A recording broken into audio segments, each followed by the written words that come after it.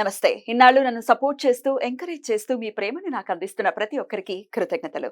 అలాగే ఈ వీడియో కూడా ఖచ్చితంగా మీకు ఉపయోగపడుతుంది. లైక్, షేర్ అండ్ సబ్స్క్రైబ్ చేసి మీ సపోర్ట్‌ని నాకు అందించండి. అలాగే ఈ వీడియో పట్ల మీకున్న అభిప్రాయాన్ని కామెంట్ సెక్షన్‌లో కామెంట్ చేసి తెలియజేయండి. ఇప్పుడు వీడియోని చూద్దాం.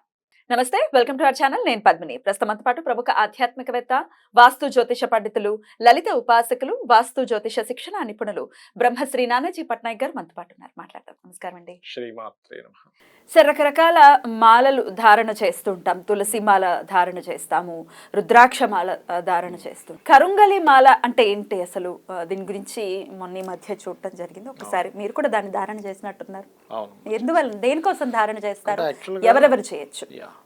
యాక్చువల్గా ఇదేంటంటే జమ్మి చెట్టు అంటారు.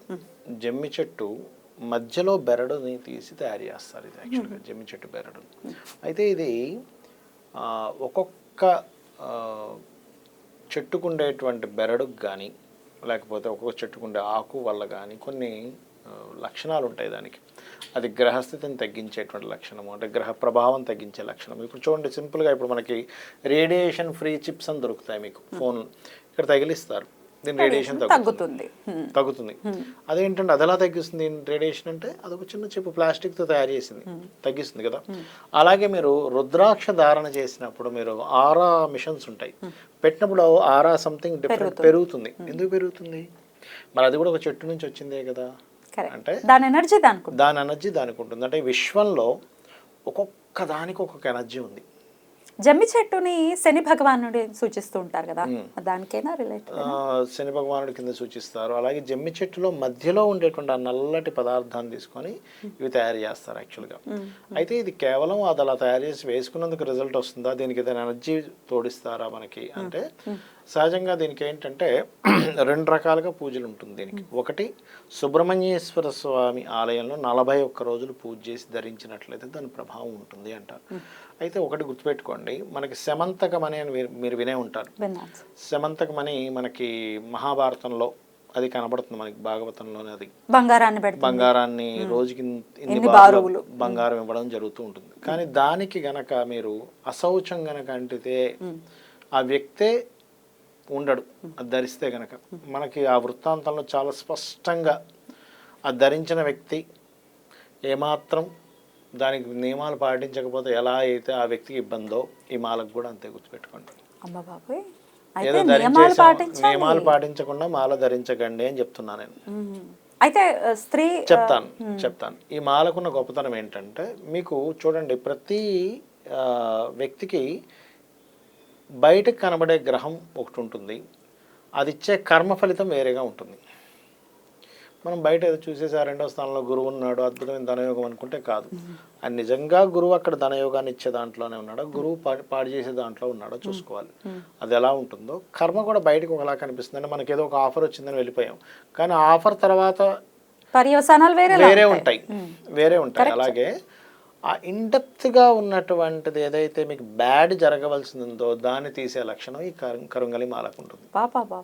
గుర్తుపెట్టుకోండి. అయితే ఇది యాజ్ ఇట్ ఈస్గా అలా పనిచేయాలంటే దీనికి కొన్ని నియమాలు ఉన్నాయి. ఏమిటది? ఇది ధరించినప్పుడు పొరపాటును కూడా మీరు అబద్ధం ఆడకూడదు. గుర్తుపెట్టుకోండి. అబద్ధం ఆడితే పోతుంది, దీని ఎనర్జీ పోతుంది, సీరియస్గా పోతుంది. ఏదో హాస్యానికి ఏదో ఆడడం వేరు, సరదాగా ఆడుకుంటాం మనం ఒక్కోసారి, ఏదో సరదాగా అంటుంటాం, that is different case. Fun కోసం ఆడటం వేరు. కానీ అబద్ధం ఆడితే ఇది పనిచేయదండి. సీరియస్గా వేసుకోవద్దు. నిజంగా చెప్తున్నా, నిజంగా. ఎందుకంటే నేను ఆ మాట ఎందుకు చెప్తున్నా అంటే, దీనికి ఉన్న లక్షణం అది. మీరు ఇందాక అన్నారు చూసారా, శని, జమ్మి చెట్టు శనికి సంకేతము అని. ఇది ధరిస్తే శని దోషం పూర్తిగా పోతుంది, ఖచ్చితంగా పోతుంది. శని దేనికి కారకుడమ్మా? సిస్టమేటిక్కి కారకుడు కదా.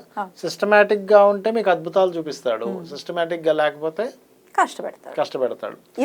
ఇది కూడా అంతే, ఈక్వల్ టు దాని ఎనర్జీ. అయితే దీనికి ఏ ఎనర్జీ ఫామ్ అయి ఉంది? సుబ్రహ్మణ్యేశ్వర స్వామి ఎనర్జీ ఫామ్ అయినప్పుడు దీంట్లో ఒక ఎనర్జీ ఫామ్ అయి ఉంటుంది. ఉన్నప్పుడు మీకు కర్మ అంటే, మనం చూడండి, ఏదైనా ఒక అనుభవిస్తున్నప్పుడు ఎంత ఉంది, ఎన్ని జన్మలు ఉందంటే చెప్పలేము. కానీ ఎన్ని జన్మల కర్మలు ఉన్నా కూడా ఇది ధరించి మీరు కనుక ఒక నియమబద్ధంగా కనుక మీ యొక్క జీవితాన్ని చేసినట్లయితే ఖచ్చితంగా మనం మాల ధారణ అంటే మీరు చూడండి, అయ్యప్ప స్వామి మాల వేసుకుంటారు, మీరు ఒక పాట వినే ఉంటారు, మాల ధారణం నియమాల తోరణం అని. మనం ఏదైనా ఒక మాల వేసుకుంటున్నాం అంటే అదేదో వేసేసుకోగానే వెంటనే మీ కోరికలు అనేది మీరు చేసిన పాపాలు మీరు చేసినవన్నీ పక్కన పెట్టేసి అది అలాగే ఇచ్చేసేటట్టయితే ఇంకా ఈ ప్రపంచంలో ఎవ్వరు కూడా భగవంతుడే ఉండడు, అసలు భగవంతుడే ఉండడు, ఇంకా ఉండడు. మనం ఒక మాల వేసుకుంటున్నామంటే ఈ మాలకున్న ప్రత్యేకత ఏమిటి, దీనికి ఏం నియమాలు ఉన్నాయి, ఇది మోస్ట్ ఇంపార్టెంట్. సో అబద్ధాలు ఆడకూడదు, ఇంకా ఫస్ట్ అబద్ధాలు ఆడకూడదు.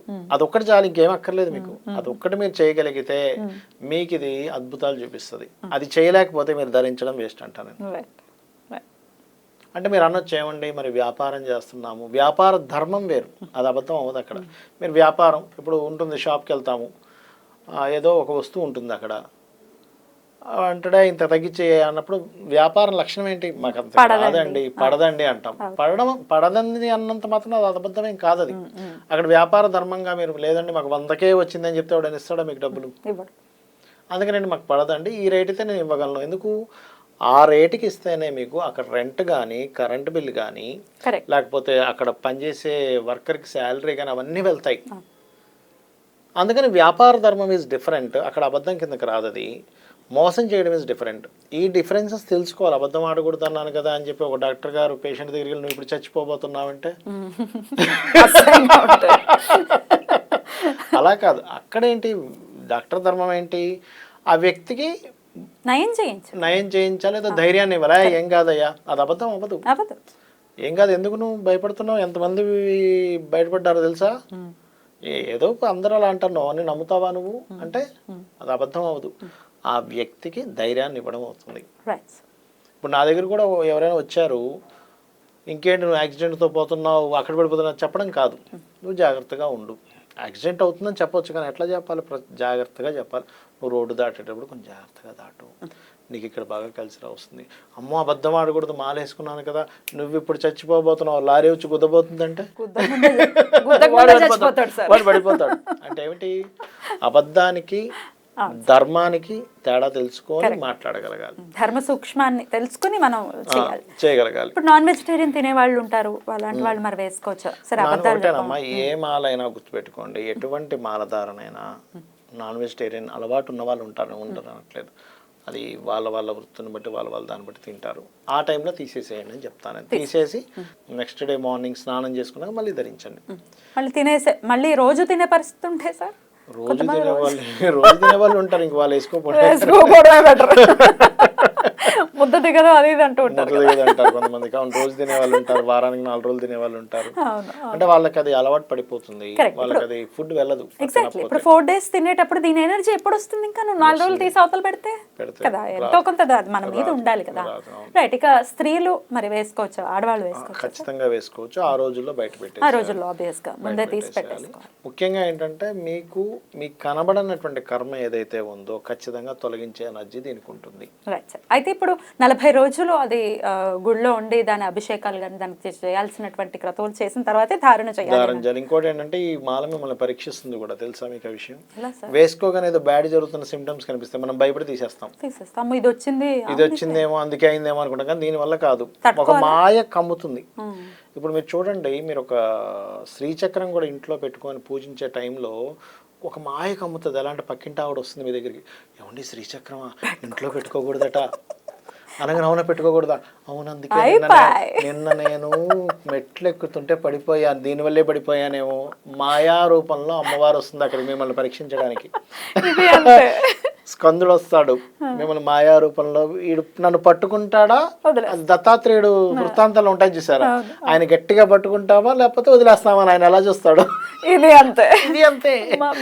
ఆ మాయకి లేదు నాకేమీ సంబంధం లేదు, నేను పడిపోయినా కింద పడ్డా మీద పడ్డా నేను అతన్నే పట్టుకుంటా అనుకోవాలి, ఆ స్కందుడినే పట్టుకుంటా అనుకోని అప్పుడు నిలబడితే అప్పుడు మళ్ళీ ఆయన మనకు చూపిస్తాడు. ఇది ఫస్ట్ గుర్తుపెట్టుకోవాలి. Affordable sir? ఎంత ప్రైజెస్ లో ఉంటాయి సార్ ఇది? 41 days పూజ చేసింది 1400 రూపీస్ ఉంది. 1400 లేదు లేదు, అక్కడ దొరుకుతాయి. నేను కొంతమంది కావాలంటే కూడా తెప్పించాను నేను వాళ్ళ కోసం. మీరు ఇస్తారా? ఎవరికైనా కావాలంటే నా దగ్గర కొనాలని రూల్ ఏం లేదు. మళ్ళీ ఇదేదో దీనికోసం చేసామనుకుంటారు, ఏమి లేదు, ఎక్కడైనా కొనుక్కోండి, మంచి ఒరిజినల్ కొనుక్కోండి. డూప్లికేట్ ఉంటాయి. అది పట్టుకుంటే అర్థమైపోతుంది, అది కలర్ వేసి చేసి తెలుసు అదే మరి దాని గురించి తెలిసిన నిష్ణాతులకి అయితే తెలుస్తుంది, మాలాంటి వాళ్ళకి తెలియదు కదా సార్, దాన్ని పలకడం కూడా రాదు నాకైతే. సో జాగ్రత్తగా తెలిసిన వాళ్ళ దగ్గర కొనుక్కోవడం బెటర్. బట్ నియమం ఈజ్ మోస్ట్ ఇంపార్టెంట్. ఇది ఏదో వేసుకోగానే ఏదో అద్భుతాలు జరిగిపోతుంది అని అనుకుని వేసుకోకండి దయచేసి. ఖచ్చితంగా మీ కర్మ తొలగుతుంది, ఇవి అర్థం చేసుకోండి. మేము అనుకుంటాం ఇదేమిట్రా బాబు ఇది వేసుకుంటే అబద్ధం ఆడకూడదు అంటే ఎలాగా, అబద్ధం ఆడకుండా అంటే వాక్శుద్ధి వస్తే మనం పలికింది నిజమైతే మనం ఏదంటే అది అవుతుంది. కరెక్ట్, 100% వాక్శుద్ధిని పెంపొందించుకోవాలి మనకి మనమే. Beautiful sir. అంటే సత్యం మాట్లాడటం అలవాటు చేసుకుంటే మనం ఏది మాట్లాడితే అదే సత్యం అవుతుంది. బ్యూటిఫుల్.